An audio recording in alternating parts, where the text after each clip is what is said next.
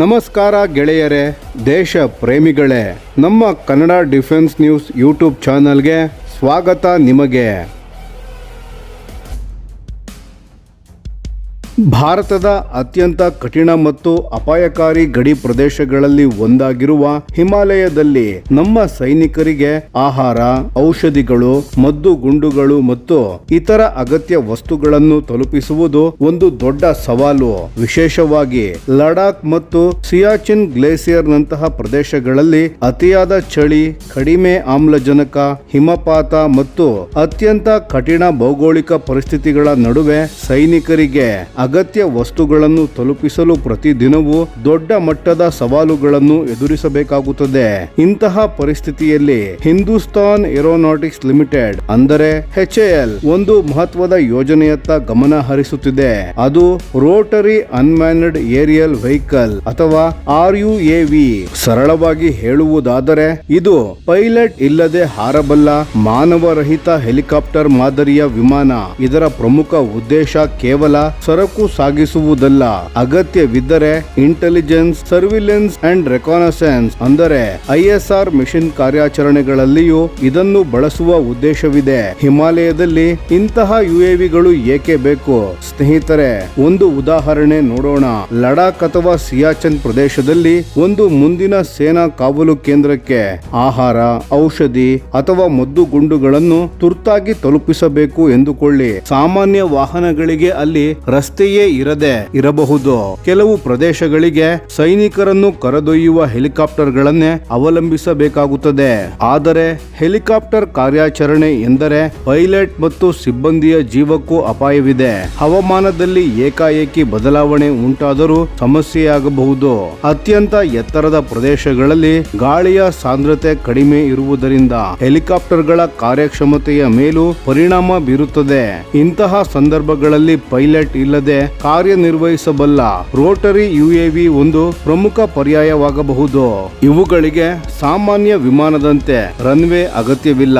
ಅಂದರೆ ಸಣ್ಣ ಜಾಗದಿಂದಲೇ vertical take off and landing ಅಥವಾ VTOL ಮೂಲಕ ಮೇಲಕ್ಕೆ ಹಾರಬಹುದು ಮತ್ತು ಮತ್ತೆ ಅದೇ ರೀತಿಯಲ್ಲಿ ಇಳಿಯಬಹುದು. ಹೀಗಾಗಿ ಪರ್ವತ ಪ್ರದೇಶಗಳಲ್ಲಿರುವ ಸಣ್ಣ ಸೇನಾ ನೆಲೆಗಳಿಗೂ ಇವುಗಳನ್ನು ಬಳಸುವ ಸಾಧ್ಯತೆ ಇದೆ. HAL ಅಭಿವೃದ್ಧಿಪಡಿಸುತ್ತಿರುವ UAV ಏನು ಮಾಡಲಿದೆ? ಸ್ನೇಹಿತರೆ, HAL ನ ಈ ಯೋಜನೆಯ ಪ್ರಮುಖ ಉದ್ದೇಶ ಎರಡು ರೀತಿಯ ಕಾರ್ಯಾಚರಣೆಗಳನ್ನು ನಿರ್ವಹಿಸುವುದು. ಮೊದಲನೆಯದು ಲಾಜಿಸ್ಟಿಕ್ಸ್ ಅಂದರೆ ಸೈನಿಕರಿಗೆ ಅಗತ್ಯವಿರುವ ಆಹಾರ, ಔಷಧಿ, ಮದ್ದುಗುಂಡುಗಳು ಮತ್ತು ಇತರ ಸರಕುಗಳನ್ನು ತಲುಪಿಸುವುದು. ಎರಡನೆಯದು ISR ಅಂದರೆ ಶತ್ರುಗಳ ಪ್ರದೇಶದ ಮೇಲೆ ನಿರಂತರ ನಿಗಾ ಇಡುವುದು. ಉದಾಹರಣೆಗೆ, ಗಡಿಭಾಗದಲ್ಲಿ ನಿರ್ದಿಷ್ಟ ಪ್ರದೇಶವನ್ನು ಮೇಲಿನಿಂದ ಗಮನಿಸಬೇಕಾದರೆ ಈ UAVಗೆ ಎಲೆಕ್ಟ್ರೋ ಆಪ್ಟಿಕಲ್ ಕ್ಯಾಮೆರಾಸ್ ಗಳನ್ನು ಅಳವಡಿಸಬಹುದು. ಇವು ಹಗಲು ಮತ್ತು ರಾತ್ರಿ ಎರಡೂ ಸಮಯದಲ್ಲಿ ಮೇಲ್ವಿಚಾರಣೆ ನಡೆಸಲು ಸಹಾಯ ಮಾಡುತ್ತದೆ. ಹೀಗಾಗಿ ಒಂದೇ UAV ಒಂದು ಕಡೆ ಸೈನಿಕರಿಗೆ ಸರಕುಗಳನ್ನು ತಲುಪಿಸಬಹುದು, ಮತ್ತೊಂದೆಡೆ ಗಡಿಯಲ್ಲಿನ ಚಟುವಟಿಕೆಗಳ ಮೇಲೆ ನಿಗಾ ಇಡಬಹುದು. ಇದೇ ಅದರ ಪ್ರಮುಖ ವಿಶೇಷತೆ. ಆದರೆ HAL ಯಾವ UAV ಅನ್ನು ಅಭಿವೃದ್ಧಿಪಡಿಸುತ್ತಿದೆ? ಇಲ್ಲಿ ಒಂದು ಕುತೂಹಲಕಾರಿ ವಿಷಯವಿದೆ ಸ್ನೇಹಿತರೆ. HAL ತನ್ನ ಇತ್ತೀಚಿನ ಹೇಳಿಕೆಗಳಲ್ಲಿ ಈ ಯೋಜನೆಯ ಸಂಪೂರ್ಣ ವಿವರಗಳನ್ನು ಇನ್ನೂ ಕೂಡ ಬಹಿರಂಗಪಡಿಸಿಲ್ಲ. ಹೀಗಾಗಿ HAL ನ ಯೋಜನೆ ನಿಖರವಾಗಿ ಯಾವ ವಿಮಾನವನ್ನು ಆಧರಿಸಿದೆ ಎಂಬುದು ಇನ್ನೂ ಅಧಿಕೃತವಾಗಿ ಸ್ಪಷ್ಟವಾಗಿಲ್ಲ. ಪ್ರಸ್ತುತ ಎರಡು ಪ್ರಮುಖ ಸಾಧ್ಯತೆಗಳ ಬಗ್ಗೆ ಚರ್ಚೆ ನಡೆಯುತ್ತಿದೆ.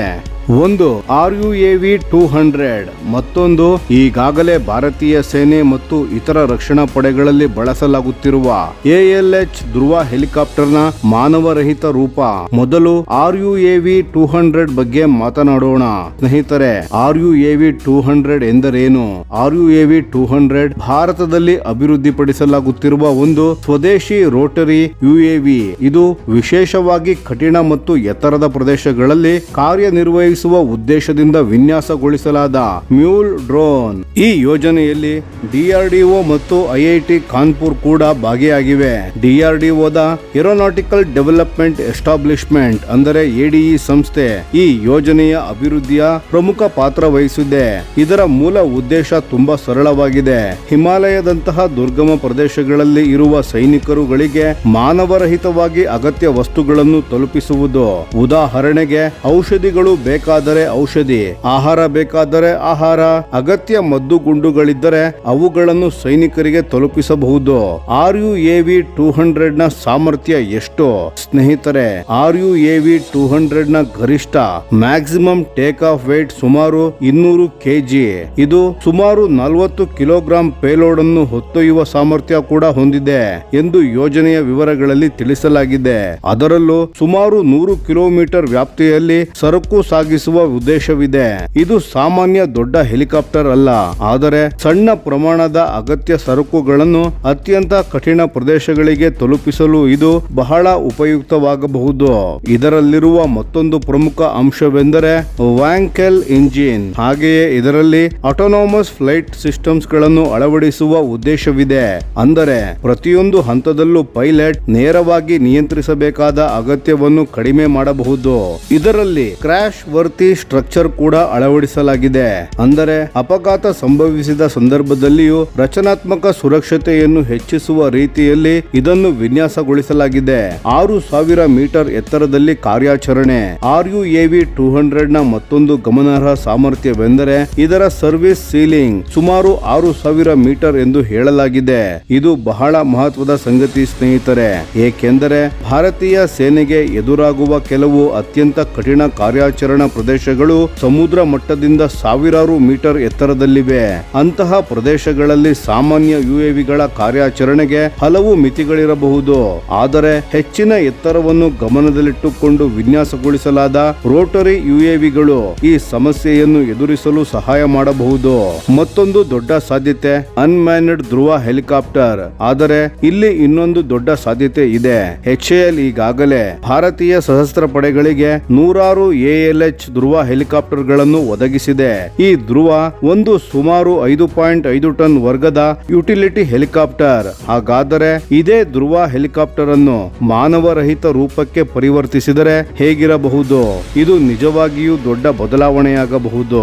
ಏಕೆಂದರೆ ಸಣ್ಣ RUAV 200 ಗೆ ಹೋಲಿಸಿದರೆ ಧ್ರುವನಂತಹ ಹೆಲಿಕಾಪ್ಟರ್ ದೊಡ್ಡ ವೇದಿಕೆ, ಬಹಳ ಹೆಚ್ಚಿನ ಪ್ರಮಾಣದ ಸರಕುಗಳನ್ನು ಸಾಗಿಸುವ ಸಾಮರ್ಥ್ಯ ಹೊಂದಿರಬಹುದು. ಅನ್ಮ್ಯಾನ್ಡ್ ಧ್ರುವ ಹೆಲಿಕಾಪ್ಟರ್ ಏನು ಮಾಡಬಹುದು? ಸ್ನೇಹಿತರೆ, ಒಂದು ಮಾನವರಹಿತ ಧ್ರುವ ಹೆಲಿಕಾಪ್ಟರ್ ಯಶಸ್ವಿಯಾಗಿ ಅಭಿವೃದ್ಧಿಯಾದರೆ ಅದರ ಬಳಕೆ ಕೇವಲ ಸಾಮಾನ್ಯ ಲಾಜಿಸ್ಟಿಕ್ಸ್ ಗೆ ಸೀಮಿತವಾಗಿರುವುದಿಲ್ಲ. ಇದು ಹೆಚ್ಚಿನ ಪ್ರಮಾಣದ ಸರಕುಗಳ ಸಾಗಣೆ, ತುರ್ತು ಪರಿಹಾರ ಕಾರ್ಯಾಚರಣೆ, ವಿಪತ್ತು ನಿರ್ವಹಣೆ ಮತ್ತು ಅಗತ್ಯವಿದ್ದರೆ ಕ್ಯಾಶುಯಾಲಿಟಿ ಎವ್ಯಾಕ್ಯುಯೇಷನ್ ಮುಂತಾದ ಕಾರ್ಯಗಳಿಗೂ ಬಳಸಬಹುದಾಗಿದೆ. ಅತ್ಯಂತ ಅಪಾಯಕಾರಿ ಪ್ರದೇಶಕ್ಕೆ ಮಾನವ ಪೈಲಟ್ಗಳು ಕಳುಹಿಸುವ ಬದಲು ಮಾನವರಹಿತ ಹೆಲಿಕಾಪ್ಟರ್ ಬಳಸುವ ಸಾಧ್ಯತೆ ಇಲ್ಲಿ ದೊಡ್ಡ ಪ್ರಯೋಜನವಾಗುತ್ತದೆ. ಈಗಾಗಲೇ ಇರುವ ಧ್ರುವ ಫ್ಲೀಟ್ ನ ಪ್ರಯೋಜನ. ಇಲ್ಲಿ HAL ಗೆ ಮತ್ತೊಂದು ದೊಡ್ಡ ಅನುಕೂಲವಿದೆ. ಭಾರತೀಯ ಸಶಸ್ತ್ರ ಪಡೆಗಳು ಈಗಾಗಲೇ 400ಕ್ಕೂ ಹೆಚ್ಚು ಧ್ರುವ ಹೆಲಿಕಾಪ್ಟರ್ ಗಳನ್ನು ಬಳಸುತ್ತಿವೆ. ಹೀಗಾಗಿ ಭವಿಷ್ಯದಲ್ಲಿ ಧ್ರುವ ಹೆಲಿಕಾಪ್ಟರ್ ಗಳ ಆಧಾರಿತ ಮಾನವರಹಿತ ರೂಪವನ್ನು ಅಭಿವೃದ್ಧಿಪಡಿಸಿದರೆ ಈಗಾಗಲೇ ಇರುವ ಉತ್ಪಾದನಾ ವ್ಯವಸ್ಥೆ, ನಿರ್ವಹಣಾ ವ್ಯವಸ್ಥೆ, ಬಿಡಿ ಭಾಗಗಳ ಪೂರೈಕೆಯ ವ್ಯವಸ್ಥೆ ಮತ್ತು ತರಬೇತಿ ಮೂಲಸೌಕರ್ಯವನ್ನು ಬಳಸಿಕೊಳ್ಳುವ ಸಾಧ್ಯತೆ ಇದೆ. ಅಂದರೆ ಸಂಪೂರ್ಣ ಹೊಸ ವೇದಿಕೆಗಾಗಿ ಎಲ್ಲವನ್ನು ಶೂನ್ಯದಿಂದ ನಿರ್ಮಿಸುವ ಅಗತ್ಯ ಕಡಿಮೆಯಾಗಬಹುದು. ಇದು ದೀರ್ಘಾವಧಿಯಲ್ಲಿ ಭಾರತೀಯ ಸೇನೆಗೆ ಆರ್ಥಿಕ ಮತ್ತು ಕಾರ್ಯಾಚರಣೆಯ ದೃಷ್ಟಿಯಿಂದಲೂ ಪ್ರಯೋಜನಕಾರಿಯಾಗಬಹುದು. ಹಾಗಾದರೆ RUAV 200 ಅಥವಾ ಅನ್ಮ್ಯಾನ್ಡ್ ಧ್ರುವ? ಇದೇ ಈಗಿನ ಪ್ರಮುಖ ಪ್ರಶ್ನೆ. HAL ನ ಇತ್ತೀಚಿನ ಬೆಳವಣಿಗೆಗಳ ನಿಖರವಾಗಿ RUAV 200 ಗೆ ಸಂಬಂಧಿಸಿದ್ದೇ ಅಥವಾ ALH ಧ್ರುವನ ಮಾನವರಹಿತ ರೂಪದ ಅಭಿವೃದ್ಧಿಯೇ ಅಥವಾ HAL ಎರಡೂ ರೀತಿಯ ರೋಟರಿ UAV ಗಳನ್ನು ಅಭಿವೃದ್ಧಿಪಡಿಸುವ ದೊಡ್ಡ ಯೋಜನೆಯಲ್ಲಿದೆಯೇ? ಈ ಬಗ್ಗೆ HAL ಇನ್ನೂ ಸ್ಪಷ್ಟವಾದ ಅಧಿಕೃತ ಮಾಹಿತಿಯನ್ನು ನೀಡಿಲ್ಲ. ಆದರೆ ಭಾರತದ ಅಗತ್ಯಗಳನ್ನು ಗಮನಿಸಿದರೆ ಎರಡೂ ವರ್ಗದ UAVಗಳಿಗೆ ತಮ್ಮದೇ ಆದ ಮಹತ್ವವಿದೆ. ಸಣ್ಣ ಮತ್ತು ಮಧ್ಯಮ ಪ್ರಮಾಣದ ಸರಕು ಸಾಗಣೆಗೆ RUAV 200 ನಂತಹ UAVಗಳು ಉಪಯುಕ್ತವಾಗಬಹುದು. ಇನ್ನೊಂದೆಡೆ ಹೆಚ್ಚಿನ ಪ್ರಮಾಣದ ಸರಕು, ದೀರ್ಘ ವ್ಯಾಪ್ತಿ ಮತ್ತು ದೊಡ್ಡ ಮಟ್ಟದ ಕಾರ್ಯ ಕಾರ್ಯಾಚರಣೆಗಳಿಗೆ ಧ್ರುವ ಆಧಾರಿತ ದೊಡ್ಡ ಯುಎವಿಗಳನ್ನು ಹೆಚ್ಚು ಸೂಕ್ತವಾಗಬಹುದು. ಅಂದರೆ ಭವಿಷ್ಯದಲ್ಲಿ ಭಾರತಕ್ಕೆ ಒಂದೇ ರೀತಿಯ ಯುಎವಿಗಳಿಗಿಂತ ವಿವಿಧ ಗಾತ್ರ ಮತ್ತು ಸಾಮರ್ಥ್ಯದ ರೋಟರಿ ಯುಎವಿ ಫ್ಯಾಮಿಲಿ ಬೇಕಾಗುವ ಸಾಧ್ಯತೆ ಇದೆ. ಭಾರತೀಯ ಸೇನೆಗೆ ಇದರ ಮಹತ್ವ ಏನು? ಸ್ನೇಹಿತರೆ, ಹಿಮಾಲಯದಲ್ಲಿ ಯುದ್ಧವೆಂದರೆ ಕೇವಲ ಸೈನಿಕರು ಮತ್ತು ಶಸ್ತ್ರಾಸ್ತ್ರಗಳ ನಡುವಿನ ಸಂಘರ್ಷವಲ್ಲ. ಅಲ್ಲಿ ಲಾಜಿಸ್ಟಿಕ್ಸ್ ಕೂಡ ಒಂದು ದೊಡ್ಡ ಯುದ್ಧ ಸಾಮರ್ಥ್ಯ. ಮುಂಚೂಣಿ ಪ್ರದೇಶದಲ್ಲಿರುವ ಸೈನಿಕರಿಗೆ ಸಮಯಕ್ಕೆ ಸರಿಯಾಗಿ ಆಹಾರ, ನೀರು, ಔಷಧಿ, ಇಂಧನ ಮತ್ತು ಮದ್ದುಗುಂಡುಗಳನ್ನು ತಲುಪಿಸಲು ಸಾಧ್ಯವಾಗದಿದ್ದರೆ ಅತ್ಯಾಧುನಿಕ ಶಸ್ತ್ರಾಸ್ತ್ರಗಳಿದ್ದರೂ ಕಾರ್ಯಾಚರಣೆಯ ಸಾಮರ್ಥ್ಯ ಕುಂಠಿತವಾಗಬಹುದು. ಇದಕ್ಕಾಗಿಯೇ ಆಟೋನಾಮಸ್ ಲಾಜಿಸ್ಟಿಕ್ಸ್ ಅತ್ಯಂತ ಮಹತ್ವ ಪಡೆಯುತ್ತಿದೆ. ಒಂದು ಯುಎವಿ ನಿರಂತರವಾಗಿ ಒಂದು ನಿರ್ದಿಷ್ಟ ಮಾರ್ಗದಲ್ಲಿ ಸರಕುಗಳನ್ನು ಸಾಗಿಸುತ್ತಿದ್ದರೆ ಅದೇ ಕೆಲಸಕ್ಕಾಗಿ ಪ್ರತಿ ಬಾರಿ ಮಾನವ ಪೈಲಟ್ಗಳನ್ನು ಅಪಾಯಕ್ಕೆ ಒಳಪಡಿಸುವ ಅಗತ್ಯ ಕಡಿಮೆಯಾಗುತ್ತದೆ. ಇದರೊಂದಿಗೆ ಭಾರತೀಯ ವಾಯುಪಡೆ ಮತ್ತು ಸೇನೆಯ ಮಾನವ ಚಾಲಿತ ಹೆಲಿಕಾಪ್ಟರ್ಗಳನ್ನು ಹೆಚ್ಚು ಪ್ರಮುಖ ಕಾರ್ಯಾಚರಣೆಗಳಿಗೆ ಮೀಸಲಿಡಬಹುದು. ಐಎಸ್ಆರ್ ಸಾಮರ್ಥ್ಯ ಕೂಡ ಪ್ರಮುಖ. ಇದರ ಮತ್ತೊಂದು ಪ್ರಮುಖ ಅಂಶ ಐಎಸ್ಆರ್. ಒಂದು ರೋಟರಿ ಯುಎವಿ ಕೇವಲ ಸರಕು ಸಾಗಿಸುವ ಸಾಧನವಾಗಿರದೆ ಗಡಿಯಲ್ಲಿನ ಚಟುವಟಿಕೆಗಳನ್ನು ಗಮನಿಸುವ ವೇದಿಕೆಯಾಗಿದ್ದರೆ ಅದರ ಉಪಯೋಗ ಇನ್ನಷ್ಟು ಹೆಚ್ಚಾಗುತ್ತದೆ. ಹಗಲು ಮತ್ತು ರಾತ್ರಿ ಕಾರ್ಯನಿರ್ವಹಿಸಬಲ್ಲ ಕ್ಯಾಮೆರಾಗಳ ಮೂಲಕ ನಿರ್ದಿಷ್ಟ ಪ್ರದೇಶಗಳ ಮೇಲೆ ನಿರಂತರ ನಿಗಾ ಇಡಬಹುದು. ಇದರಿಂದ ಮಾನವ ಪೈಲಟ್ಗಳ ಕಾರ್ಯಭಾರ ಕಡಿಮೆಯಾಗುತ್ತದೆ.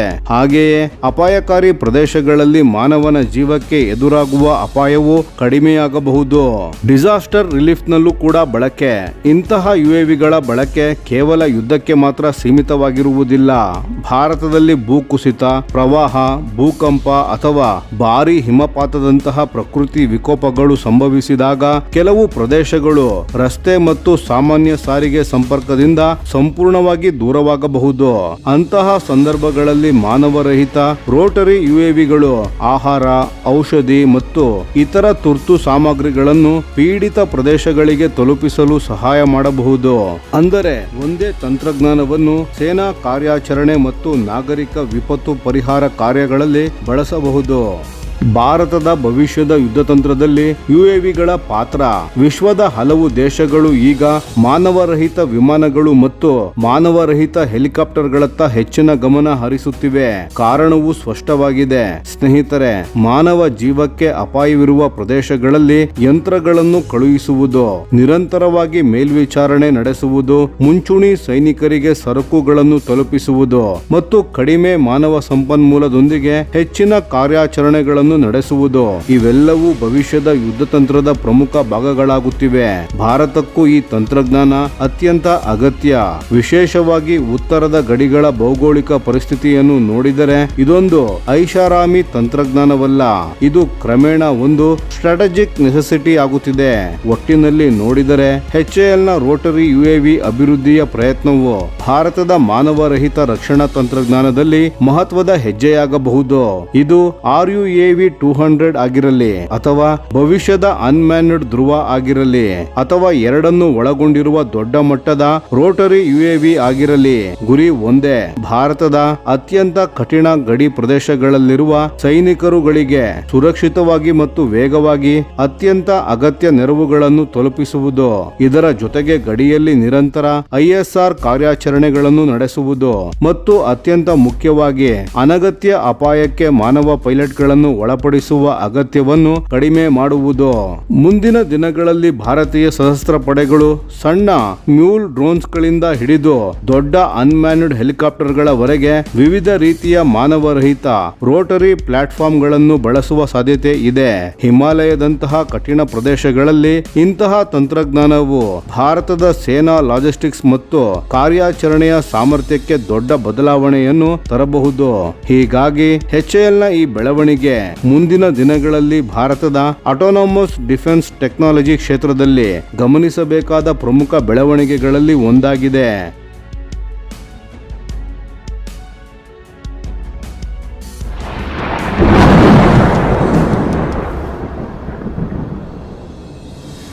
ಈ ವಿಡಿಯೋ ನಿಮಗೆ ಇಷ್ಟವಾಗಿದ್ದರೆ ಲೈಕ್ ಮಾಡಿ ಮತ್ತು ನಮ್ಮ ಚಾನೆಲ್ ಅನ್ನು ಸಬ್ಸ್ಕ್ರೈಬ್ ಮಾಡಿ ಹಾಗೂ ಬೆಲ್ ಐಕಾನ್ ಒತ್ತಿ. ಯಾವ ಅಪ್ಡೇಟ್ಗೂ ಮಿಸ್ ಆಗಬೇಡಿ. ಡಿಫೆನ್ಸ್ ಸುದ್ದಿಗಳನ್ನು ತ್ವರಿತವಾಗಿ ಪಡೆಯಿರಿ. ನಿಮ್ಮ ಬೆಂಬಲವೇ ನಮ್ಮ ಶಕ್ತಿ. ಭಾರತ ಬಲಿಷ್ಠವಾಗಲಿ ಎಂದು ಆಶಿಸುತ್ತಾ ಭಾರತ ಮಾತೆಗೆ ಜೈ. ಧನ್ಯವಾದಗಳು.